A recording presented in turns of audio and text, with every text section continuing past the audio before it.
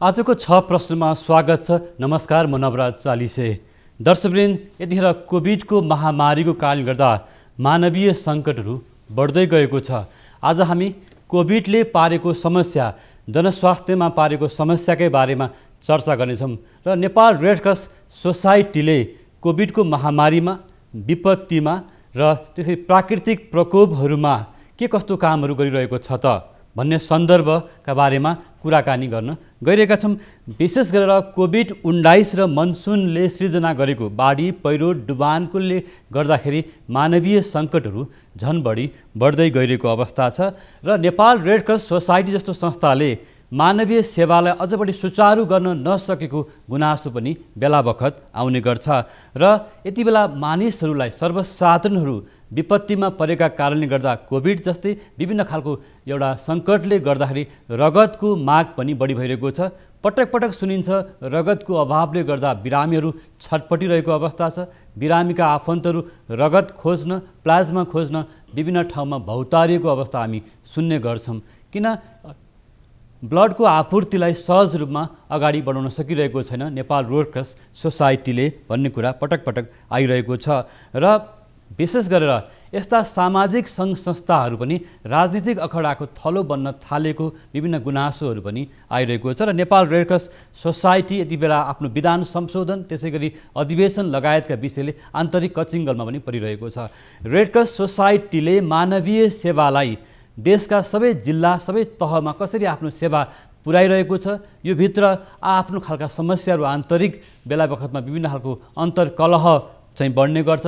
यसले गर्दा विभिन्न खालका समस्याहरू आउने गरेको छ र रेड क्रस सोसाइटीभित्र आर्थिक अनियमितताका कुराहरू पनि बेला बखत उठ्ने गरेको छ। आज हामी यिनै सन्दर्भमा नेपाल रेड क्रस सोसाइटीले गर्नुपर्ने कामहरू, यसका जिल्ला शाखाहरूले गर्नुपर्ने कामहरू र त्योभित्र देखिएका समस्याका बारेमा कुराकानी गर्न गइरहेका छौँ। नेपाल रेड क्रस सोसाइटीका महामन्त्री पिताम्बर अर्याल अहिले हामीसँग स्टुडियोमा जोडिनु भएको छ। यहाँलाई स्वागत छ। धेरै धेरै धन्यवाद, नमस्कार। विशेष गरेर मैले अघि पनि सुरुमा केही कुरा भने हामी मानवीय सङ्कटमा छौँ। हजुर, होइन, कोभिडको महामारी पनि छ र विभिन्न प्राकृतिक प्रकोपहरू छ, बाढी, पहिरो, डुबान र विभिन्न खालको यो प्राकृतिक विपत्तिले सृजना गरेका एउटा भनौँ असहज अवस्थामा रेड क्रसले कसरी काम गरिरहेको छ? नेपाल रेड क्रस सोसाइटीले यसको स्थापना कालदेखि आफ्ना मानवीय सेवाका कार्यहरू अगाडि बढाउँदै आइरहेको छ र जहाँसम्म यहाँले प्रसङ्ग राख्नुभयो कोभिडको रेस्पोन्स र मौसमजन्य विपदहरूको प्रतिकार्य अथवा पूर्व तयारीको कुराहरू, नेपाल रेड क्रस सोसाइटीले कोभिडको सुरुवात जुन ग्लोबल लेभलमा WHO ले अनाउन्स गर्यो, अनाउन्स गर्दा बित्तिकै नै हाम्रा साझेदार निकायहरू, विशेष गरेर रेड क्रसको अन्तर्राष्ट्रिय महासङ्घ र अरू पार्टनर नेसनल सोसाइटीहरूसँग मिलेर हामीले चाहिँ कार्यक्रमहरू तर्जुमा गऱ्यौँ र नेपालमा देखिनुभन्दा अगाडि नै नेपाल रेड क्रस सोसाइटीले एक किसिमको चाहिँ एप्रोच पेपरहरू बनाएर हामीले सर्टेन एरियाजहरू, विशेष गरेर ट्रान्समिसन साइकललाई कसरी रोक्ने अथवा इन्फेक्सन प्रिभेन्सन र कन्ट्रोलको पार्टलाई हामी कसरी सशक्त रूपमा अगाडि लैजाने र समुदायमा विशेष गरेर चाहिँ सुरक्षाका सामग्रीहरू, हाम्रा जुन फ्रन्टलाइन वर्करहरू, विशेष गरेर यहाँलाई थाहा छ रेड क्रस कर्मीहरू जो अग्रपङ्क्तिमा खटिने हुन्छन् अथवा सुरक्षाकर्मीहरू, रक्त सञ्चारमा काम गर्ने हाम्रा स्वास्थ्यकर्मीहरू, त्यस्तै एम्बुलेन्समा काम गर्ने हाम्रा चालक र त्यो सँगै रहेका स्वास्थ्यकर्मीहरूलाई चाहिँ कसरी सुरक्षित रूपमा चाहिँ हामीले राख्ने र सेवा प्रदान गर्ने भन्ने खालको कुराहरूलाई चाहिँ आत्मसात गरेर कार्यक्रमहरू तर्जुमा गऱ्यौँ र अहिले यहाँलाई भन्दै गर्दा हामीले विगतमा पनि जस्तै धेरै कामहरू गरेका छौँ। अहिले करिब हामी 30-40 लाख पपुलेसनमा चाहिँ यो अवेरनेसको मेसेजहरू लिएर पुगेका छौँ भने त्यस्तै किसिमले करिब 10 लाखभन्दा बढी चाहिँ पिपिजहरू हामीले अथवा सुरक्षाका सामग्रीहरू बाँडेको अवस्था छ र हामीले गएको अवधिमा फर्स्ट वेभको सन्दर्भमै हाम्रा एम्बुलेन्सहरू विशेष गरेर जसले सेवा प्रवाह गर्छन् ती एम्बुलेन्सहरू चाहिँ ग्रेड सीमा रहेका, विशेष गरेर नेपालमा धेरै ग्रेड सीमा छन्, जसले गर्दाखेरि प्रसारण नहोस् भन्ने हिसाबमा कम्पार्टमेन्टहरू राख्ने, स्तरोन्नति गर्ने, त्यस्तै किसिमले सुरक्षाका सामग्रीहरू उपलब्ध गराउने त्यो कामहरू गऱ्यौँ भने ब्लड ब्याङ्कमा हामीले हाम्रा सम्पूर्ण कर्मचारीहरू अथवा स्वयंसेवकहरूलाई त्यो खालको पिपिजहरू स्वास्थ्य सुरक्षाका सामग्रीहरू उपलब्ध गरायौँ भने यसको साथसाथै सरकारले स्थापना गरेका होल्डिङ सेन्टरहरू क्वारेन्टाइन सेन्टरहरू अथवा हेल्प डेस्कहरू जस्तै यहाँलाई थाहा छ चाइनाबाट चाहिँ ठुलो मेडिकल टिमहरू आयो हामीले त्यो अवस्थामा खरिपाटीमा हाम्रा टिमहरू खटिनु भयो हामीसँग रेडक्रस इमर्जेन्सी क्लिनिक भनेर एउटा मेकानिजम टुल छ त्यो टुलका डक्टरहरू नर्सहरू यो विशेष गरेर अरू विभिन्न हस्पिटलबाट चाहिँ ट्रेन गरेर हाम्रो रोस्टर तयार गरिएको छ हामी त्यसरी चाहिँ सहयोग गऱ्यौँ भने त्यस्तै किसिमले हामी टेकुमा गऱ्यौँ यो त एउटा पाटो भयो तर सेकेन्ड वेभको सन्दर्भमा हामीले अक्सिजन कन्सन्ट्रेटरहरू अक्सिजन जेनेरेसन प्लान्टहरू अनि अक्सिमिटरहरू त्यस्तै किसिमले इन्फ्रारेड थर्मामिटरहरू र लेटेस्टली भन्नुपर्दा अक्सिजन कन्सन्ट्रेटर करिब 300 भन्दा बढी हामीले डिस्ट्रिब्युसन गरेको अवस्था छ र अरू विभिन्न खालका सामग्रीहरू हामीले हाम्रा 77वटा जिल्ला शाखाहरू 7वटा प्रदेश र हाम्रा डेडिकेटेड भोलिन्टियर्सहरू विशेष गरेर अलि करिब 4000 भोलिन्टियर्स चाहिँ कोभिडमै खटिएका छन् तर हामीसँग अहिले 1,50,000 भन्दा बढी सक्रिय भोलिन्टियरहरू खटेका छन् र नेपाल रेडक्रस सोसाइटी विशेष गरेर यहाँलाई भन्नुपर्दा जस्तो मामज्यू हजुर विपदमा काम गर्ने संस्था हो हजुर हैन हजुर र हरेक किसिमका मानिसहरू विभिन्न विपदमा परेको देखिन्छ विपदमा परेपछि अप्ठ्यारोमा परे सम्झने हो रेड क्रस हजुर एम्बुलेन्स सेवालाई तर जति बेला विपद पर्छ उति बेला समस्या आउँछ रगत खोज्दा रगत भेटिँदैन हैन अथवा कमजोर वर्गको त्यो पहुँचै पुग्दैन भन्ने गुनासो छ यसमा पनि पहुँचवालाले रगत पाउन सक्छन् प्लाज्मा पाउन सक्छन् कमजोर वर्ग जसको चाहिँ भनौँ त्यो खालको पहुँच छैन भने रेडक्रस सोसाइटी कसका लागि वास्तवमा भन्नुपर्दा रेडक्रस सोसाइटी हामी सबैका लागि हो र अझ बढी भन्नुहुन्छ भने मार्जिनलाइज ग्रुपहरू अथवा सीमान्तकृत वर्गहरू अथवा आर्थिक सामाजिक रूपमा पछाडि परेका समूहको लागि हो र यो भन्दै गर्दा त्यस्ता वर्गले दुःख पाइरहेका हैन म यहाँलाई बताउँछु जस्तो हामी हस्पिटलमा जान्छौँ हस्पिटलले पनि खासै रेस्पोन्स गरेको पाइँदैन त्यो वर्गलाई जो कमजोर वर्ग छ जो आर्थिक रूपमा कमजोर छ त्यो हस्पिटलले रेस्पोन्स गरेको पाइँदैन प्राइभेट हस्पिटलको कुरै छोडौँ यो अवस्थामा रेडक्रस जस्तो सोसाइटीले त्यस्तो कमजोर वर्ग जसले रगत नपाएर छटपटिरहेको अवस्था हामी देखिरहेको छौँ हजुर तर यो त अलिकति अप्ठ्यारो त्यस्तो तपाईँहरूले त्यस्तो वर्गलाई पहिचान गरेर काम गर्नुपर्ने हो नि त होइन यहाँले चाहिँ जनगुनासो आएको होला यहाँले त्यो उठाउनु जायज छ मैले यसमा कुनै कुराहरू भन्ने भन्दा नि यसको स्पष्ट पार्नुपर्ने आवश्यकता चाहिँ रह्यो त्यो भनेको के हो भने अहिले काठमाडौँमा ब्लड नेपाल रेडक्रस सोसाइटीले मात्र उपलब्ध गराएको छैन हस्पिटलहरूले गरेका छन् अब तपाईँ आफै भन्नुहोस् 2100 देखि 2300 अहिले एउटा ब्लड ब्यागको पैसा चाहिँ अरू हस्पिटलहरूले लिएका छन् नेपाल रेडक्रस सोसाइटीले अहिले कति लिन्छ यहाँलाई थाहा छ छैन म भनौँ 550 जति मात्र हामीले लिने गर्छौँ अब भन्नुहोस् संस्थालाई सस्टेन हामीले गर्नुपर्छ कि 550 चाहिँ पर युनिट त्यो भनेको बिक्री होइन फेरि त्यो ठिक छ त्यसमा पनि मैले सोधेँ आज धेरै म केही प्रश्न नागरिकसँग जोडेको हुनाले त्यसमा नि कालो बजारी किनबेच हुन्छ ब्ल्याकमा बिक्री हुन्छ भन्ने गुनासो के हो त्यो कहिल्यै पनि होइन म यहाँलाई स्पष्ट रूपमा के कुरा राख्न चाहन्छु भने एउटा महामन्त्रीको हैसियतले नेपाल रेडक्रस सोसाइटीको व्यवस्थापनमा बसेर काम गर्नुपर्ने एउटा जिम्मेवार व्यक्तिको हैसियतले म के कुरा यहाँलाई स्पष्ट पार्न चाहन्छु भने नेपाल रेडक्रस सोसाइटीले रगत कहिल्यै पनि बिक्री गर्दैन रगत भनेको चाहिँ विशेष गरेर यसको किट्सहरू टेस्टिङ किट्सहरू ब्यागहरू यसको लागि चाहिने पैसा हो हामी कस्ट रिकभरी बेसिसमा हामीले सञ्चालन गर्छौँ अहिले नेपाल रेडक्रस सोसाइटीको केन्द्रीय रक्त सञ्चार केन्द्रमा हाम्रा करिब 46 देखि 50 स्टाफहरू छन् त्यसलाई हामीले म्यानेज गरेर जानुपर्ने हुन्छ भने अहिले नेपाल रेडक्रस सोसाइटीको रक्त सञ्चार केन्द्र 11 करोडभन्दा बढी घाटामा रहेको छ अब भन्नुहोस् हामीले हस्पिटलहरूको कुरा गर्दा 1800 देखि 2200 सम्म प्रति ब्याग ब्लड लिने शुल्क लिने काम हुन्छ तर नेपाल रेडक्रस सोसाइटीले त्यो गरेको छैन यो भनेको आर्थिक रूपमा विपन्नहरूको लागि गर्ने 11 करोड घाटा हुनु कारण के हो वास्तवमा यो कोभिडको समयमा तपाईहरुले प्राइभेट हस्पिटलसँग भुक्तान लिन सक्नु भएन अथवा के हो अथवा त्यहाँ भित्रको अनियमितता हो वास्तवमा के छ भने जुन विश्वका अरू धेरै मुलुकहरूमा जहाँ चाहिँ रेडक्रसले काम गर्छ सरकारले अनुदान दिने गर्छ हेर्नुस् किनभने यस्ता खालका संस्थाहरू यसको जुन टेस्टिङका कुराहरू सबै कुराहरू क्वालिटी कन्ट्रोल त हामीले गर्नु पर्यो नि त्यो क्वालिटी कन्ट्रोल गरेर ब्लड 550 मा दिनलाई अहिले त्यो सम्भवै छैन। मिनिमम पनि अहिले चाहे त्यो एनपिएचएलको कुरा गर्नुहोस् अथवा रक्त सञ्चार ब्युरोकै कुरा गर्नुहोस्, उहाँहरूसँग नै हामीले धेरै छलफल गर्दा करिब 1100 भन्दा कममा चाहिँ रगत उपलब्ध गराउन सक्ने अवस्था छैन यसका प्रति युनिट। तर हामी 550 मा यो भनेको करिब 8-10 वर्ष अगाडि 550 तिरेर पनि पाइन्छ मामनजी, पाउन गाह्रो छ नि? होइन, त्यो त यसो छ नि, रगत भनेको तपाईँले मेडिसिन इजिली फार्मेसीमा किन्न सक्नुहुन्छ, किनभने त्यो हस्पिटलमा फार्मेसीले उत्पादन गर्ने हो, पैसा तिरिसकेपछि तपाईँ जहाँबाट नि पाउँछ। ब्लड भनेको त दिएर प्राप्त गर्ने हो, डोनरले दिनु पर्यो। त्यो कारणले गर्दा रगत भनेको उत्पादन गर्ने चिज होइन नि। त्यो जस्तै कोभिडको समयमा फर्स्ट फेजमा ब्लड डोनेसनै हाम्रो राम्रोसँग जान सकेन। किन सकेन त भन्दा एउटा त हस्पिटल लेभलमा मेजर सर्जरीहरू थिएन, दोस्रो इन्फेक्सनको जुन फियर लेभल हो त्यो एकदमै हाई थियो, त्यसले गर्दाखेरि पनि डोनरहरू जुन रूपमा आउनुपर्ने थियो त्यो हुन सकेन। तर अहिले हामी बढाएका छौँ, तर बढाउँदै गर्दाखेरि पनि अहिले चाहिँ अभाव हुनुका दुईवटा कारणहरू छन्।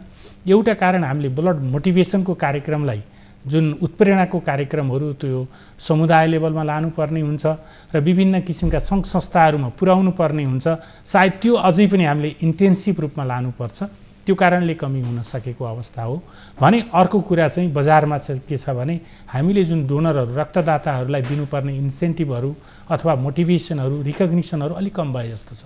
नभए प्राइभेट हस्पिटलहरूले रन गरेर 2100-2200 मा अहिले ब्लड चाहिँ बाहिर गइरहेको अवस्थामा रेडक्रस जस्तो संस्था जुन मानवीय संस्था हो, पीडा कम गर्नको लागि स्थापना भएको संस्था हो, यसलाई चाहिँ दिनको लागि मलाई जहाँसम्म लाग्छ डोनरहरू पनि कहिल्यै पछाडि पर्नुहुन्न, उहाँहरूको माया छ। तर still we need to move little bit further. र के छ भने यो उत्प्रेरणाको कामलाई अझ बढाउनुपर्छ। अहिले यहाँले कति सङ्कलन गर्नुभएको छ? एउटा भनौँ न, एउटा चाहिँ मासिक रूपमा अथवा वार्षिक रूपमा के? वार्षिक रूपमा चाहिँ हामीले 75,000 युनिट उत्पादन हामी गर्थ्यौँ, तर अहिले त्यो घटेको माग कति छ? आवश्यकता कति छ? आवश्यकता त मलाई लाग्छ त्योभन्दा बढी नै छ, तर अहिले हाम्रो चाहिँ त्यो लेभलमा पुगेको छैन, त्यस कारणले हामी घाटामा छौँ।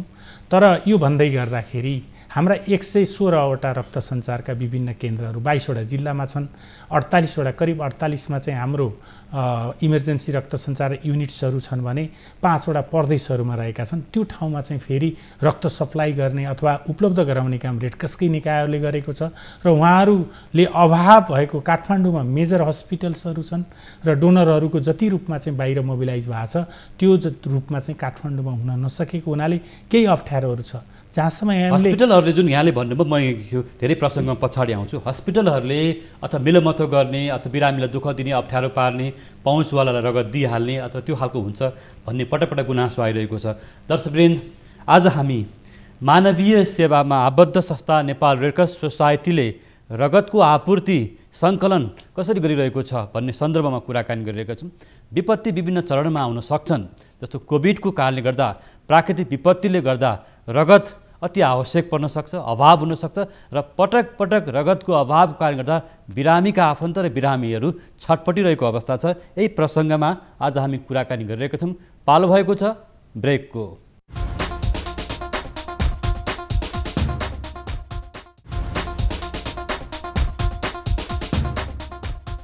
ब्रेकपछि यहाँलाई फेरि पनि स्वागत छ। दर्शकवृन्द, हामी हाम्रो नियमित प्रस्तुति 6 प्रश्नमा छौँ। बिहानीको 6 प्रश्नमा आज हामी रगत अभाव हुँदा के गर्ने अथवा रगत अभाव पटक पटक किन भइरहेको छ र नेपाल रेडक्रस सोसाइटीले के काम गरिरहेको छ पछिल्लो पटक भन्ने सन्दर्भमा कुराकानी गरिरहेका छौँ। हामीसँग नेपाल रेडक्रस सोसाइटीका महामन्त्री पिताम्बर अर्याल जोडिनु भएको छ। फेरि स्वागत छ यहाँलाई। धन्यवाद। विशेष गरेर रेडक्रस सोसाइटीको महामन्त्रीको हैसियतले हाम्रो दर्शक महानुभावहरूलाई पनि भन्न सक्नुहुन्छ कि यति कोभिडको कारणले गर्दा विभिन्न परिस्थितिवश हस्पिटलहरूमा दुःख पाइरहेका बिरामीका आफन्तले अत्यन्तै हैरान खाइरहँदाखेरि निकै दिक्क भएको कुराहरू हामी कहाँ उहाँहरूको रिपोर्टिङ आइरहेको छ। वास्तवमा के छ भने हाम्रो नेपाल रेडक्रस सोसाइटी एउटा लार्जेस्ट ह्युमेनिटेरियन अर्गनाइजेसन हो र यसका उपशाखाहरू शाखाहरू छन्।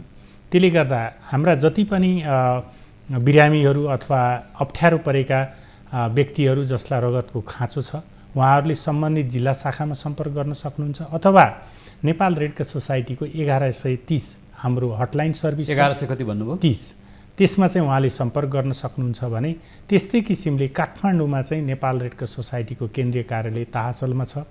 त्यहाँ चाहिँ हामीले रक्त सञ्चार सेवा सञ्चालन गरेका छौँ। पहिला यो प्रदर्शनी मार्गमा थियो र भूकम्पको कारणले जुन बिल्डिङ बिग्रेको अथवा भत्किसकेको अवस्था, त्यहाँ गएपछि रगत पाइन्छ। अहिले चाहिँ प्रदर्शनी मार्गमा हामी बिल्डिङ बनाउँदैछौँ, तर केन्द्रीय कार्यालय ताचलमा गइसकेपछि यहाँले रगत प्राप्त गर्नुहुन्छ। त्यसमा पनि हामीले बडापत्र, नागरिक बडापत्र राखेका छौँ। त्यसमा शुल्क कति लाग्छ, कस्तो खालको टेस्टहरू हुन्छ र आफ्ना समस्याहरू कसलाई सम्पर्क गर्ने भन्ने कुराहरू पनि हामीले बाहिर स्पष्ट देखिने गरेर राखेका छौँ। जस्तो के देखिन्छ भने तपाईँहरूको जिल्ला शाखामा रहेका शाखाहरू, उपशाखाहरू, समितिहरूले खासै रेस्पोन्स नगरेको देखिन्छ। उहाँहरू पनि एउटा राजनीतिक अखाडा जस्तो एउटा समितिमा आउने, निर्वाचित हुने, तर रेस्पोन्स नगर्ने प्रवृत्ति छ। अब यसमा चाहिँ के छ भन्नुहुन्छ भने नेपाल रेड क्रस सोसाइटीका जति पनि स्वयंसेवक अथवा कर्मचारीहरू हुन्छ, हामी आचार संहिता छ, कोड अफ कन्डक्ट छ, र कुनै पनि व्यक्ति होला उसले भोट कहीँ हाल्छ अथवा कुनै पार्टीको संलग्न छ भने पनि रेड क्रसको झन्डा मुनि आउँदा उहाँहरूले गर्न पाउनुहुन्न र गर्नुहुन्न। हाम्रो यो मान्यता हो र त्यो कारणले गर्दाखेरि यदि बाहिर कुनै किसिमको अफवाह छ भने पनि रेड क्रसका मिनिमम 7 वटा आधारभूत सिद्धान्तहरू छन्। त्यसमा हामी के भन्छौँ भने न्युट्रालिटी, इम्पार्सियालिटी र इन्डिपेन्डेन्स भनेर जुन हामी भन्छौँ, त्यसले चाहिँ के निर्देश गर्छ भने कुनै पनि स्वयंसेवक रेड क्रसको झन्डाभित्र आउँदा कुनै पनि पार्टीको काम गर्न पाउँदैन र त्यो गरेको छ भने कोड अफ कन्डक्टले कारबाही हुन्छ। त्यो कारणले गर्दा यो कुराहरू जति बाहिर आएको छ यसलाई भित्र गएर चाहिँ उहाँहरूले बुझ्नको लागि म विनम्र अनुरोध पनि गर्छु। यो चाहिँ होइन र हुनु हुँदैन। यदि भएको छ भने पनि म महामन्त्रीको हैसियतले सम्पूर्ण साथीहरूलाई यो नगर्न र यो चाहिँ कोड अफ कन्डक्टदेखि बाहिरको विषय हुने म पनि जानकारी गराउन चाहन्छु। जस्तो प्राकृतिक प्रकोप विपत्तिमा कोभिड जस्तै अन्य विपत्ति, प्राकृतिक प्रकोप भनौँ न हैन, हजुर, त्यस्तो विपत्तिहरूमा तपाईँले कसरी काम गर्नुभएको छ? अहिले पनि हामी देख्छौँ तराई मधेसका जिल्लाहरू अथवा पहाडी जिल्लाहरू जहाँ पहिरो गएको छ हैन, तराई मधेसमा डुबानमा परेको छ बस्तीहरू, बढी मानवीय सङ्कटहरू देखिन्छ। त्यस्तो अवस्थामा कसरी काम गर्नुभएको छ? नेपाल रेड क्रस सोसाइटीले वास्तवमा अहिले त अर्ली मनसुन भयो र त्यो मनसुनले धेरै ठुलो क्षति भयो। विशेष गरेर सिन्धुपाल्चोकको चाहिँ यहाँलाई थाहा छ यो मेलम्ची साइडमा ठुलो नोक्सानी भएको छ, हेलम्बु साइड, त्यस्तै म्याग्दी, बागलुङ अथवा अरू विभिन्न जिल्लाहरूमा ठुलो नोक्सानी भयो। यो विशेष गरेर चाहिँ यो अहिले क्लाइमेट चेन्जको कारणले होस् अथवा एक्सट्रिम वेदर इभेन्ट्सको कारणले होस् धेरै नोक्सानी भएको छ। त्यस्तो अवस्थामा नेपाल रेड क्रस सोसाइटीको जिल्ला शाखाहरू, उपशाखाहरूलाई हामीले परिचालन गरेर कार्यक्रमहरू गरेका छौँ। जस्तै यो मेलम्चीको सन्दर्भमा हामीले अपिलै जारी गरेर करिब 70-80 लाख रुपियाँ चाहिँ हामीले त्यहाँ चाहिँ, हुन त झट्ट हेर्दा यो ठुलो एमाउन्ट नहोला, तर पनि हामीले चाहिँ एउटा पार्टनरहरूसँग, अमेरिकन रेड क्रस र अरू पार्टनरहरूसँगको सहकार्यमा काम सुरु गऱ्यौँ, एसेसमेन्ट गऱ्यौँ। त्यहाँ स्वास्थ्य र सरसफाइ अथवा वासको कार्यक्रमहरू र मनोवैज्ञानिक सहयोग गर्नुपर्ने कार्यक्रमहरू र सेल्टरमा त्यहाँको नगरपालिका, विशेष गरेर पालिकाले तयार गरेको जुन आर्थिक सहयोग गर्ने भनेको छ त्यो अनुसार हामीले करिब धेरै परिवारलाई चाहिँ हामीले सहयोग, आर्थिक रूपमा नि सहयोग गरेका छौँ र गैर खाद्य सामग्रीहरू वितरण गरेका छौँ। रेस्क्यु अथवा तत्काल उद्धार र राहतको कामहरूमा हामी संलग्न भएका छौँ भने त्यस्तै किसिमले पछिल्लो फेजमा जुन आयो नि बाढी भनौँ, यसले तराईका धेरै जिल्लाहरू, अहिले 10 वटा जिल्लाहरू चाहिँ सिभियरली एफेक्टेड छन्। त्यसको लागि हामीले अहिले इन्टरनेसनल जुन ड्रेफ भन्छ, डिजास्टर इमर्जेन्सी फन्ड, त्यो अप्लाई गरेर 4 करोड अहिले चाहिँ हामी त्यो रिलिज भइसकेको छ। त्यसले हामी सम्बन्धित क्षेत्रमा चाहिँ एउटा त रेस्क्यु गर्ने हामी भोलिन्टियरहरू मोबिलाइज गरेका छौँ र यसको साथसाथै गैर खाद्य सामग्री र केही आर्थिक सहयोग गर्ने हाम्रो कार्यक्रम रहेको छ। त्यस्तै किसिमले मनाङमा पहिल्यै फेजको मनसुनमा चाहिँ ठुलो आपत आएको अवस्था थियो लमजुङमा, त्यहाँ पनि हामीले चाहिँ इभन त्यहाँको विशेष गरेर गण्डकी प्रदेश सरकारसँग समन्वय गरेर एयरलिफ्टिङ गरेर खाद्य सामग्रीहरू पठाएको अवस्था छ। मामनज्यू, अलिकति विषयहरू उठाउँ। यी आर्थिक पाटोमा रेड क्रस एउटा अपारदर्शी भयो, आर्थिक अनियमितताहरू बढ्यो, भ्रष्टाचारहरूको एउटा सञ्जालमा पर्यो भन्ने पटक पटक गुनासो बाहिर आइरहेको छ। वास्तवमा के हो? यस्तो मानवीय संस्था पनि यस्तो आर्थिक अपारदर्शिता, भ्रष्टाचारमा पर्न मिल्छ? होइन, अहिलेको एउटा समस्या के रह्यो भने म विगत करिब 14 महिनादेखि रेड क्रसको महामन्त्रीको रूपमा छु र हिजोका दिनमा के कस्तो भयो, कहाँनिर समस्याहरू आए, त्यसको पनि छानबिनको प्रक्रियाहरू अगाडि बढेको छ।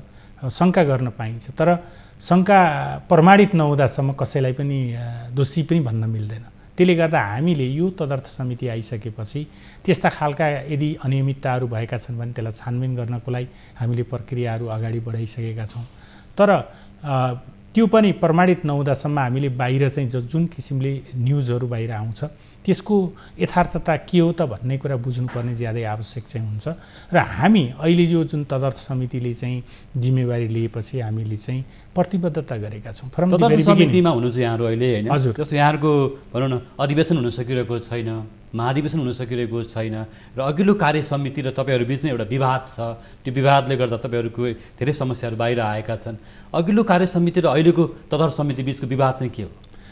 वास्तवमा अघिल्लो कार्य समिति त उहाँहरूले आफूले तोकेको समयमा निर्वाचन गर्न सक्नु भएन अनि अटोमेटिक उहाँहरूले छोड्नुभयो र सरकारले नयाँ तदर्थ समिति गठन गर्यो। त्यसले गर्दा उहाँहरूसँगको विवाद केही छ जस्तो मलाई लाग्दैन।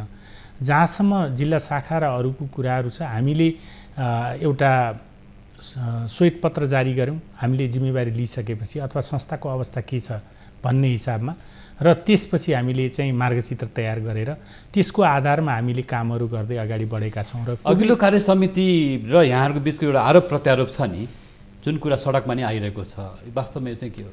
होइन, त्यसमा चाहिँ वास्तवमा केही कम्प्लेनहरू नआएका होइनन्। त्यो कम्प्लेनको आधारमा हामीले अध्ययन गर्नुपर्ने हाम्रो म्यान्डेट पनि थियो र बाध्यता पनि हो र त्यो गर्नु पनि पर्छ। यदि संस्थामा कसैलाई यत्तिकै आरोपी हुनुपर्छ भन्ने हामी मान्दैनौँ, त्यस कारण छानबिन हुनुपर्छ भनेर छानबिनको प्रक्रियाहरू अगाडि बढ्यो। तर अदालतले अथवा सर्टेन निकायहरूले यो भएको भनेर चाहिँ कन्फर्म नगर्दासम्म हामीले केही भन्न सक्ने अवस्था छैन र त्यो सम्बन्धित निकायले भन्ने कुरा हो। त्यसले गर्दा अहिले हाम्रो त्यो कन्फ्रन्टेसन छैन। जस्तो यहाँहरूले अधिवेशन समेत गर्न नसकेर यहाँ नवीकरण पनि हुन सकिरहेको छैन। रेड क्रस सोसाइटी जस्तो संस्था नवीकरण हुन नसक्नु भन्ने त लाजमर्दो कुरा होइन? यस्तो छ, यो भनेको हामी 15 महिनाको इस्यु होइन क्या, यो क्रोनिक भएर आयो। 3 वर्षदेखि संस्था रिन्यू नभएको अवस्था छ। यो हामीले नगरेको होइन नि, यो त विगतमादेखि नभएको अवस्था हो। त्यसमा पनि जिल्ला प्रशासन कार्यालय अनफर्चुनेटली कुरो के छ भने अन्य मुलुकहरू अहिले विश्वमा 192वटा रेड क्रिसेन्ट सोसाइटिजहरू छन्। ती रेड क्रिसेन्ट सोसाइटीहरू रेड क्रस लले गभर्न गर्छ, रेड क्रस ल अथवा रेड क्रस कानुनले गभर्न गर्छ। त्यसले गर्दाखेरि उनीहरू सिडिओ कार्यालयमा एउटा एनजिओ अथवा अरू निकाय जस्तो गरेर दर्ता हुनु पर्दैन अथवा रिन्युअल हुनु पर्दैन। तर नेपालमा विडम्बनाको कुरा, हामी अहिले 59औं वर्षमा छौँ तर अहिले पनि रेड क्रस ल छैन।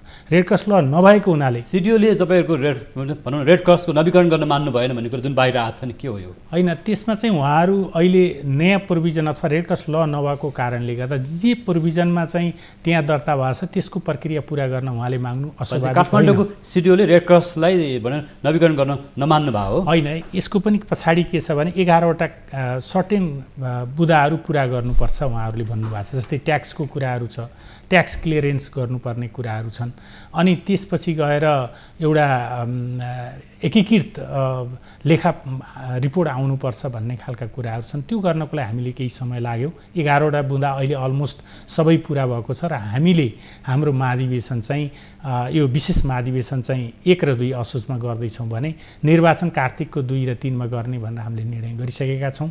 र वास्तवमा गर्न सक्नु भएन भने के हुन्छ? निर्वाचन हामी गर्छौँ। हामी सबैको सहमतिबाट चाहिँ यो कामहरू गरेर अगाडि जाँदैछौँ। र मैले अर्को कुरा, तपाईँहरूको सहमति नभए त न निर्वाचन हुनसक्छ न विधान संशोधन हुनसक्छ होइन? होइन, सहमति हामी हिजो पनि छलफलमा थियौँ र एक लेभलको हामी सहमति गरेर रेड क्रस हामी सबैको, हामी सबैले यसलाई चाहिँ रूपान्तरण गर्नुपर्ने अथवा यसको निकास निकाल्नुपर्ने हामी सबैको दायित्व भएको हुनाले रेड क्रस संस्थामा राजनीतिक हस्तक्षेप छ? त्यो चाहिँ मैले चाहिँ छ भन्दिनँ। किन छ भन्दिनँ भने विगतको जुन कमिटी छ उसले आफ्नो निर्वाचन गर्न नसकेको कारणले गर्दा तदर्थ समिति आयो। तर तदर्थ समितिको सदस्यहरू सबै चाहिँ रेड क्रसको झन्डा मुनि आउँदाखेरि रेड क्रसकै सिद्धान्त अनुरूप अगाडि बढेको अवस्था हो। र यदि दर्शकहरूले कहीँ त्यस्तो खालको आइडेन्टिफाई गर्नुभयो भने सम्बन्धित भोलिन्टियरहरूले यसलाई रियलाइज गर्ने र यसलाई सच्याउने विषय चाहिँ हो डेफिनेटली। असोज 1 र 2 गते अधिवेशन भन्नुभयो होइन, त्यसरी निर्वाचन कार्तिक 2 र 3 हजुर सक्नुहुन्छ यहाँले? त्यो हामी यो चाहिँ गर्न सक्छौँ। तर म यहाँसँग के विनम्र अनुरोध गर्छु भने नेपाल रेड क्रस सोसाइटीको कानुन महत्त्वपूर्ण कुरा हो र सरकारले कानुन बनाउन सहजीकरण गर्नुपर्छ। र रेड क्रस भनेको जेनेभा कन्भेन्सनमा राष्ट्रिय सरकारले स्टेट पार्टीले हस्ताक्षर गरेपछि मात्र स्थापना हुन्छ। अरू एनजिओ अरू एजेन्सीमा त्यो हुँदैन। We are auxiliary to public authority in humanitarian field. त्यो भएको कारणले गर्दा सरकारी सहयोगी निकाय भएको कारणले गर्दा हामीले सरकारलाई सहयोग गर्नको लागि त्यो म्यान्डेट पुरा गर्नको लागि हाम्रा म्यान्डेटहरूलाई रेडक्रस कानुन सङ्कटमा रहेछ नि त्यति बेला होइन मान्नुहुन्छ नि? रेडक्रस कानुन जहिलेसम्म आउँदैन तहिलेसम्म रेडक्रसका यी समस्याहरू समाधान भएर जाँदैनन्। त्यो कारणले गर्दा नेतृत्व, राजनीतिक नेतृत्व अथवा ब्युरोक्रेसी र हामी सबै मिलेर रेडक्रसको कानुन ल्याउनुपर्छ, तब मात्र रेडक्रसको समस्याको समाधान हुन्छ। अन्तिममा केही भन्नुहुन्छ? म फेरि पनि के भन्छु भने रेडक्रस भनेको यहाँहरू सबैको संस्था हो, हामी सबैको संस्था हो। यसलाई चाहिँ बचाएर लानुपर्ने, यसको आधारभूत सिद्धान्तहरू विशेष गरेर न्युट्रालिटी, इम्पार्सियालिटी र इन्डिपेन्डेन्सलाई चाहिँ कायम गर्ने हामी सबैको दायित्व हो। त्यो गर्नको लागि हामी एकजुट हौँ र म सरकारी निकायलाई के विनम्र अनुरोध गर्छु भने विश्वका 192 रेडक्रस रेड क्रिसेन्ट सोसाइटीहरूमा अलमोस्ट 106 देखि 110हरूमा चाहिँ रेडक्रस कानुनबाट गभर्न भएको छ। यही भुटानमा भर्खरै रेडक्रस स्थापना भएको त्यहाँ कानुन छ। अरू विभिन्न मुलुकमा भने नेपाल रेडक्रसमा त्यो स्थापना गर्नको लागि अथवा कानुन ल्याउनको लागि सबैले पहल गरौँ, सहयोग गरौँ र रेडक्रसका राम्रा कामहरूको प्रचार प्रसार गरौँ। र केही अप्ठ्याराहरू नराम्रो छ भने पनि रेडक्रसको हटलाइन सर्भिस छ अथवा रेडक्रसका जिल्ला शाखाहरू छन् केन्द्रीय कार्यालयमा, सबैले रिपोर्ट गरिदिनुहोस्। त्यसको चाहिँ उचित निकास निकाल्नको लागि अथवा यदि कसैले कमी कमजोरी गरेको छ भने त्यसको लागि पनि हामी आवश्यक कारबाही गर्न तयार छौँ। यति म सम्पूर्ण दर्शकहरूलाई भन्न चाहन्छु। हस्, यहाँले महत्त्वपूर्ण विचार र समय दिनुभयो, यसको लागि धन्यवाद। यो हाम्रा विचारहरू पनि राख्ने अवसर दिनुभयो, यसको लागि धेरै धेरै धन्यवाद र सम्पूर्ण दर्शकहरूलाई पनि नमस्कार। दर्शकवृन्द, निश्चित रूपमा मानवीय सङ्कटमा काम गर्ने संस्था रेडक्रस सोसाइटीमा यसलाई कानुनी, राजनीतिक र आर्थिक रूपमा जटिल मोडमा पुर्याउने काम नहोस् भन्ने पनि उहाँले राख्नुभएको छ र सरकारले पनि कानुनी अडचनलाई, यसलाई यो बाधा अडचनलाई फुकाएर रेडक्रस जस्तो संस्थालाई विवादमा भन्दा नि यसलाई राम्रोसँग सञ्चालन गर्न सक्नेतर्फ राज्यको पनि ध्यान जान आवश्यक छ र स्थानीय तहहरूले पनि त्यो खालको सहजीकरण गर्न आवश्यक छ भन्ने कुरा बताइसक्नु भएको छ नेपाल रेडक्रस सोसाइटीका महामन्त्री पीताम्बर अर्याल। हाम्रो नियमित प्रस्तुति 6 प्रश्नको समय आजलाई पुरा भएको छ। भोलि फरक विषय र फरक प्रकृति लिएर हामी तपाईँहरू माझ उपस्थित हुनेछौँ। आजलाई भने बिदा माग्छु। नमस्कार।